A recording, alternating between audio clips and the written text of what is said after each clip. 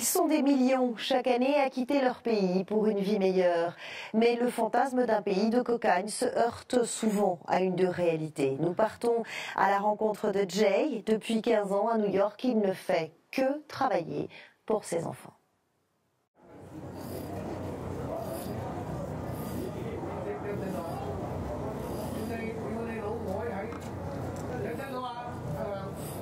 Écoutons d'abord.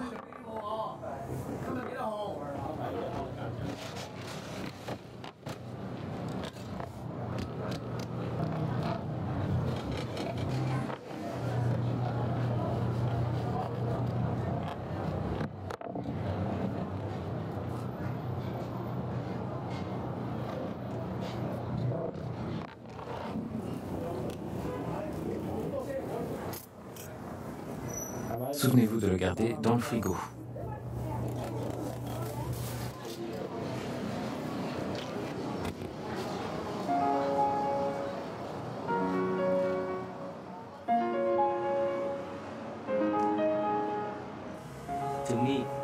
Pour moi, le durian, c'est ce que je fais pour vivre.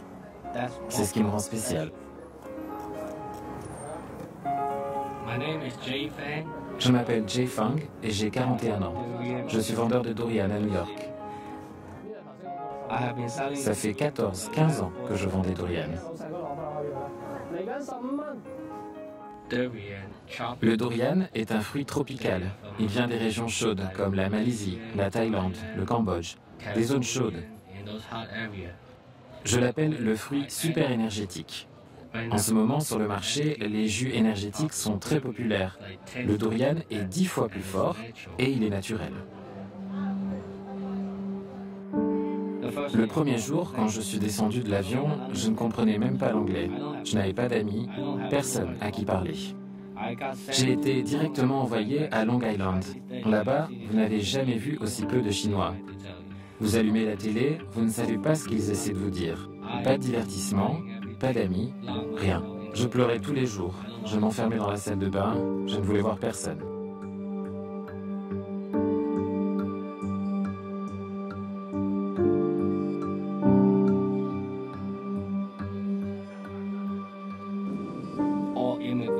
Tous les immigrants qui viennent dans ce pays, ce n'est pas qu'ils veulent vraiment abandonner leur patrie. Ce n'est pas qu'ils pensent vraiment que les États-Unis, c'est mieux. Je peux dire que 100% d'entre nous, nous avons tous le mal du pays. Notre pays nous manque à tous. Vous avez vos proches, votre propriété, vous avez tout dans votre pays.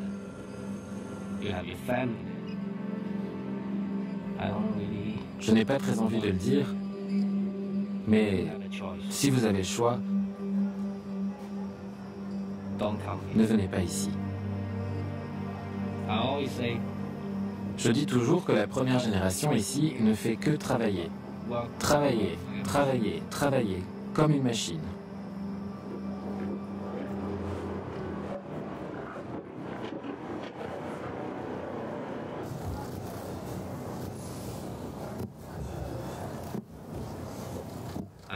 Je fais le trajet jusqu'à Chinatown vers 7h30, 8h, et c'est comme ça que je commence la journée.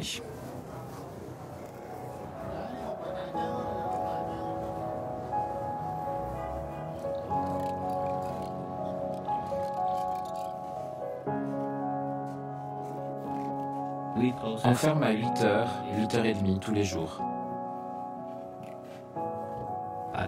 Ça me prend une autre heure de train jusqu'à la maison. Il est déjà 9-10 heures. C'est comme ça chaque jour, presque toujours pareil.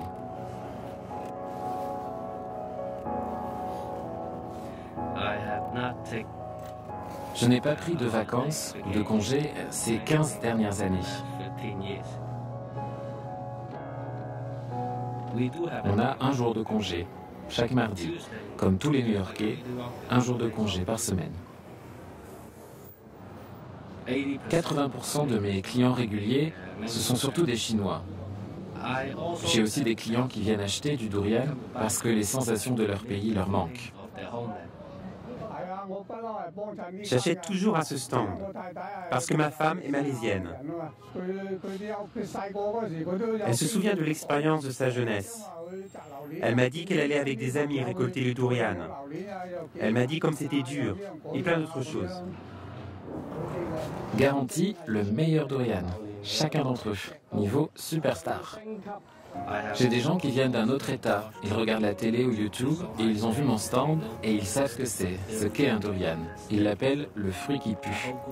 Un groupe entier de personnes vient à mon étal de fruits. Ils achètent le durian et voient qui tient le coup. Ils le mangent là et certains vomissent, d'autres adorent.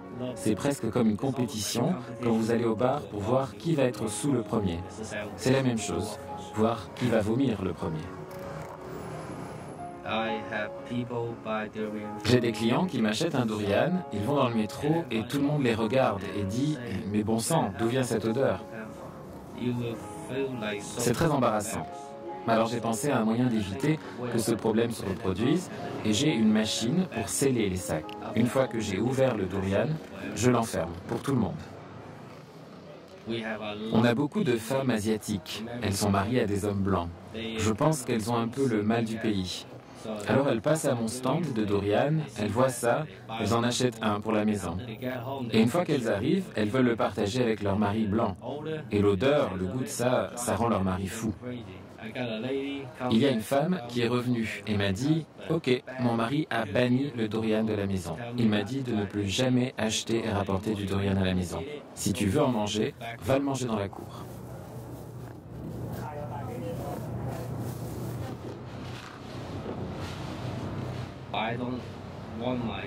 Je ne veux pas que mes enfants fassent la même chose que moi. Je veux qu'ils réussissent. Docteur, par exemple. Donc je vais les soutenir pour atteindre leur but. Dans 10 ou 20 ans, je veux qu'ils puissent me soutenir en retour. Comme ça, je n'aurai plus à travailler. Je veux prendre ma retraite.